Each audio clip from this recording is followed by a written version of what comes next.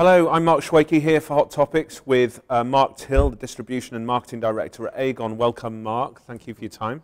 Thanks for having me. Tell me about the role. Let's start with what it is you do. So I look after all of the sales force, all of the marketing team, and anything to do with driving revenue for Aegon. And the distribution part, is that around digital innovation? Well, it's some and some. So we have a digital part of our business that interacts directly with customers. The big part is the way we interact with financial advisors. And then I have guys and girls on the phone and in the field. And so the Aegon is a huge global group. Yes. This is the UK end we're talking about. For anyone who's not familiar, talk a little bit about what Aegon actually does. Okay, so as you say, Aegon's a big group. So globally, Aegon's in about 28 countries. And broadly speaking, Aegon provides pensions and investments to people. In the UK, we provide pensions and investments to about 3.5 million customers. And we have about £150 billion worth of customers' money to look after. £150 billion to look after of other people's money. Yeah. Good for you. Yes. Apart from that then, what keeps you up at night? What's the big challenge that's driving you?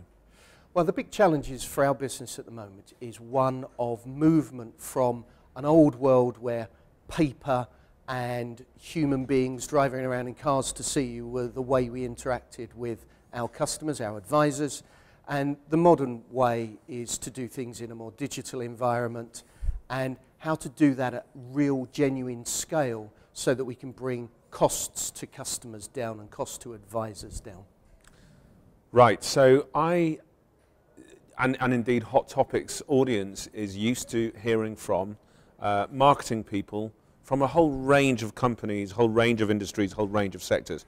I imagine that as one of the world's leading providers of insurance and pensions and advisory services, you have to, as a marketer, be a little bit more careful about spending money and investing on the latest marketing shiny toy. Well, I think there's always a danger that you look at something new and think, I'll grab hold of that because I'll look innovative. And I don't think innovation for the sake of innovation is a good thing. Innovation is good if it helps your customers, in our case financial advisors, improve their business. So if it doesn't help them improve their business, why would I want to grab hold of it just to be able to say to my boss or head office that I'm doing something a bit exciting? So I think you just have to be careful. And most importantly then, you need to spend a lot of time with the people you consider your customers, our advisors, trying to understand whether what's coming along will help their business or not. And if it will, then we need to embrace it quickly. And if not, then hopefully some of my competitors will play with it for a bit and waste some money. And having spent time with your customers, the advisors, yeah. What are their needs? What are the changing needs, the evolving needs of somebody in that position? What do they need from you? Well, you've had some big developments over a 15-year period. So if I looked at pensions and investments 15 years ago, everything was done by pieces of paper. You wanted an ISA that had a Fidelity fund. You went to Fidelity, you set up an ISA with them. Then tomorrow you wanted an old mutual fund, so you went there. And then you wanted something from Jupiter. And suddenly you've got this plethora of relationships that you have to build. What our industry has done, what Aegon has done, is created a platform that says one place to have an ISA invested wherever you wanted, all of those fund managers. So that development of a digital business from what was a very manual, paper-orientated business has been the big, big change. Now what we're doing is more and more services to help advisors develop their business. So from my world, when I talk about innovation and digital, I'm largely talking, like you, about rather than innovation for innovation's sake, I'm talking about evolving customer expectations, evolving customer demands and needs. And what they want is this one-stop shop. They want things to, if you're talking about a premium luxury brand, they probably want some content or experience. When they're talking about this, they want security, they want speed, they want ease, they want understanding. Are these the sorts of factors that are driving, when Chief Exec Adrian Grace talks about Aegon being a technology platform business, are these the factors that are driving that? Yeah, I mean, I think First and foremost, an advisor is giving their customers money to a company like Aegon, and the first and most important thing is that it's safe, secure, that they can get their hands on it at any point, and that they can always see that money's available to them. So that trust, that security is the number one thing. Once they're comfortable with that, the next thing they want to know is this going to be easy for my business to interact with? Because what I do for a living is a decision that a business will make once every 10 years. They'll change their entire business processes to lock in with my business. So do they look at my business as being there for the long run, going to invest to understand and improve with them and make their life more easy so they can serve more customers and not bring lots of cost into their business? And then are we going to help their business grow?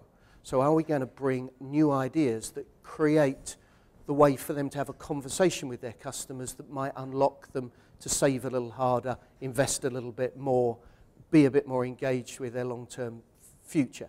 If I can do those three things, safety, security and developing of their business, then I'll run a successful business.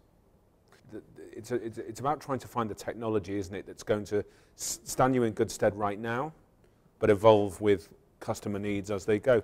In retail world, what we talk about sometimes is utter, like wholesale replatforming, which is a big deal cost-wise. It's a big deal implementation-wise afterwards.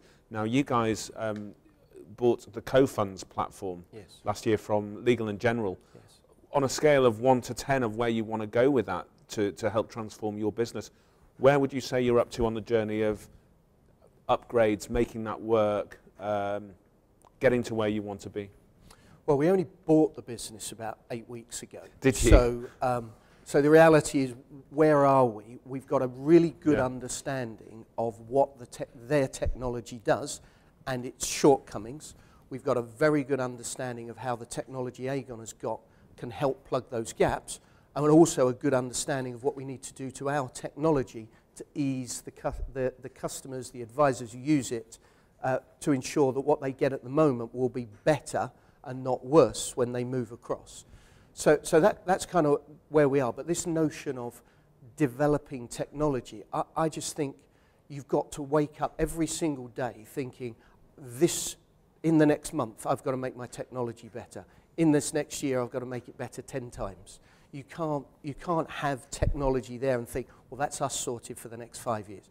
Constant evolution, particularly in user experience, because that's the thing that is constantly, our standards and our benchmarks are constantly being changed by brands outside of my industry. And I need to bring those thoughts in and make sure my business lives up to the standards people are having set elsewhere. You look and feel really energized. Fantastic. In all your time as with your considerable experience in financial services, is this must be an exciting time to be a marketer with this opportunity with the technology? Yeah, because you've got more tools available to you. I think there's been more innovation in marketing in the last 5 or 6 years than there was been in the 20-odd years that I've done something like this before.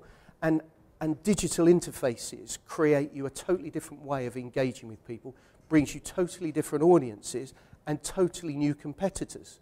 People who didn't see your industry as interesting now can find a way to enter your industry. So I just think the whole game is changing. And particularly companies outside of my industry, they just cause people to think differently. And Amazon sets people's standards for what it's like to buy something online, not how Barclays Bank do that. They don't set the standard for how to buy something. Amazon do.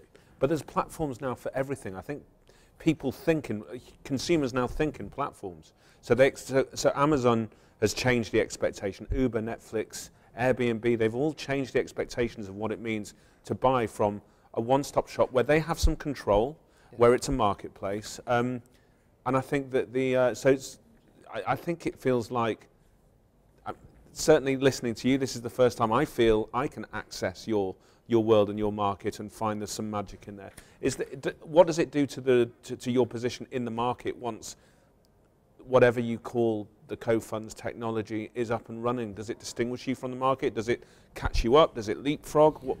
Well, so I think there's two games in town. One, the Cofunds technology is lagging a little bit behind the market at the moment. Fortunately, the Aegon technology, which is more modern, will allow it to get back into the game really quite quickly. Yeah.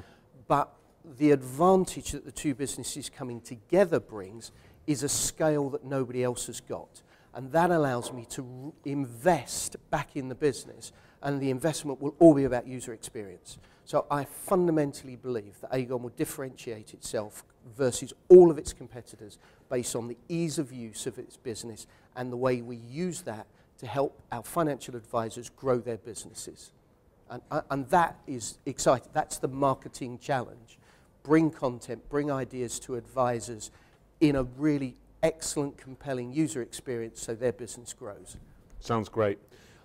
It doesn't sound like it took much of a sell, because it sounds like you're on the right track to the future, but what is internally, what's the challenge when you're a considerable piece of an exciting but huge global group in terms of pitching and getting buy-in for ideas like this? Well, I think you've got two things. I think the first thing you've got is when you're a global group, there is a danger that people don't understand local dynamics. And actually, the thing about the UK is it is at the leading edge of investment and pensions globally. Yeah. So what's going on here transports around the world. So Holland is now copying the things that the UK implemented about 3 or 4 years ago. The US next year will start adopting many of the same things. So persuading the business that they have to change now, when in the other 27 countries there isn't a driver for change, that's an interesting business challenge as a business leader. Secondly, though, when you're trying to transform your business, you've got a lot of employees who've built their careers doing things in a different way, and you're challenging that way. And what people often do is fear change. And actually, you need to get them energized about the new opportunities it creates for them, rather than fearful of the fact that what they became good and familiar at is going to change a little bit. And that's a human thing, not an industry thing. I mean, that's right. The same everywhere. I did notice something while I was looking around, preparing for the interview. And I saw some words. Money Marketing cited the decision on this new platform strategy as one that transformed the business and perhaps secured its future. Now, that sounds like not just significance, but some urgency. Was that overplaying for drama's sake, or were you at a point where you needed to do something or suffer?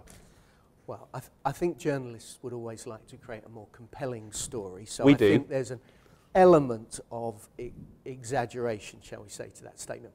But what I don't think is anything but true is what we are doing now will genuinely transform the Aegon business. It will move it from someone who was very famous for pensions, but in a more traditional mindset, to a business now that's all about investing in its broadest definition, digital, and now at a size that we are now twice the size of our next largest competitor, and using that scale to benefit our customers by reinvesting back in our business to improve their experience. That's the game changer that Aegon can now take into this market. Mm. It's great to have to be underlying. So you're not necessarily particularly consumer facing in this country. The pensions part is, I guess, but the advisory services, it's not that I would get to know, but I'm feeling the benefits of it all the time when I'm looking for that advice at key milestones in my life. Yeah, and I think when you're predominantly a B2B business, what you've got to remember is the things that you're providing to your business advisor, in our case, they ultimately turn to face out to a customer. So everything that I'm doing is research with customers to make sure that when the advisors have got it in their hands, it's easy to pass on to the consumer to create value for the end consumer. And that way their business will grow. Because if they do great things for customers, their business grows, my business grows off the back of that. Good. So moving away from Aegon for a moment and talking about the industry as a whole. I'm looking for a wide-angled view from somebody who's been at some of the industry's biggest names during your career. I think a couple of years ago, I remember seeing Murad Ahmed from the FT on a panel, and he said something that's never gone away in my mind, because it was one of those lovely, colourful statements. He said that the big corporate legacy traditional players are in danger because they do everything end to end. Yes. And one person working over here in pensions can't necessarily see what others are doing in investment or current accounts. And what they don't know, they're blind to it, is that they're being eaten alive by sharp, flexible, customer-focused, single solution startups, the fintech guys, here in Shoreditch, right? And that they're suffering death from 1,000 cuts and they don't even know it. That was a couple of years ago. How do you think the industry as a whole is faring on that score? Are they improving? Are they awake to it? Are they fast enough to be holding off that threat? So I think my observation about the industry is that it generally isn't at the cutting edge of technology developments, but it's a very good copier of good ideas and leveraging them at scale. So actually, if you look at some of the apps that the banks have got, I think they are genuinely brilliant. Do I think that they would have come up with those had there not been some challenger propositions coming into the market? Probably not. So I think these challenger propositions cause people to up their game, but I still think it's still been very hard for small businesses to become very big businesses. What they tend to do is to get swallowed by a large business or their ideas copied and then scaled. And I think that is not an uncommon model. And Aegon, for example, Aegon has a €100 million venture capital fund where we are taking stakes in small entrepreneurial businesses where we think what they're working on will have some applicability to our business. And we invest in them, we watch and help them learn and develop, and then we take the ideas on and scale them across, our global customer base. Would you say you're taking some really good learnings from that? Yeah, really good learnings. I mean, there's two fantastic propositions that I'm aware of in the US around different ways of managing investment portfolios using rich data, robotics to create better consumer outcomes. Now, I'm going to the US in about 3 weeks' time to look at that stuff up close and personal because I think it's very portable back into the UK. So that's a small business adopted by Aegon's US arm that's now going to probably create something to drop in the UK business. So you feel like Aegon's got a really good solid eye on the market looking out for these ideas? Yeah, I think so. I think the challenge is you need different people to go looking for those ideas because you take someone like me, I'm worried about the competitors around me. Yeah. I need to create a vehicle by which some people who aren't worried about business as usual day to day, they're worried about what's coming next, doing some hunting and then bringing stuff back saying, this could change your industry, Mark, and me saying, okay, so let's go and invest a little bit in that. Let's try and learn a bit from that. Maybe that'll make a difference in 3 years' time. I remember a customer I had at a previous startup in the financial services industry that did something seemingly very simple, but only after the fact. It was very clever. They decided, rather, it was an insurance company, consumer-facing insurance company, and it was about, let's just do form optimization. It was, rather than have a 7-page form for everything, let's just condense it down to 1.5 pages and talk to our teams and departments across the business that rely on those forms for data that you may not use. Look, we're not going to collect data this time, we're going to make it very easy. We shut out a lot of different questions, A/B tested everything, and we gave them something like a 7% uplift in the number of people that quite simply completed the form, which is huge, right? Do you think the financial services industry has switched on now to customer experience questions and challenges as the retail or the hospitality industry? So probably not as well as those sectors, but increasingly well. So if I use Aegon examples, so you talk about process optimization based on insight in customers. I have a UX team in my marketing department. Really? They're not separate. Probably the most important team is that team and the consumer panel and advisor panel team who are constantly testing ideas with customers and advisors, bringing back those ideas, and then we apply them, whether it's change of web layout, bit of robotics in the background to process something more effectively. These things are constantly going on. But even back in the non-digital world, I've got a company that I've been working with for the last year who come in, they listen to us on the phone with customers, working on scripts, they take the script away, they play with the script for a bit, they give us a new script, they listen to that, we test the learnings, Wow. and I've seen the net promoter score in my phone service uplift by 30 percentage points, Really? and my sales performance double as a consequence of working with that business over a 12-month period. And that's old school marketing, because it's the phone, it's not sexy and it's not digital, but it's listening and applying behavioral economic theory. Great. And finally, what is going to constitute a really, really spectacular 2017 for you? What do you need to get done to make sure you end the year in a way that delights you? So the very biggest thing that I have to do this year is to, having bought the Cofunds business with 5,500 advisors, 1 million customers, I need to upgrade their user experience significantly this year. So by the end of this year, the things that they want, they see in a new technology that they're happy, that they love, they believe is going to help their business grow. That's my #1 goal for this year, advisor satisfaction with the new technology that we're going to bring to Cofunds customers, but also to Aegons. What kind of metrics do you use for that? Is that NPS? Well, it's Net Promoter Score, but customer retention is a pretty important measure of customer satisfaction or advisor satisfaction, and the amount of new business going onto the platform. So if the advisors have stayed, they've used the platform and the new business is growing, and that the Net Promoter Score is higher, then I've had a very good year. Mark Till, very best of luck to you, and thanks for your time. Thank you for having me.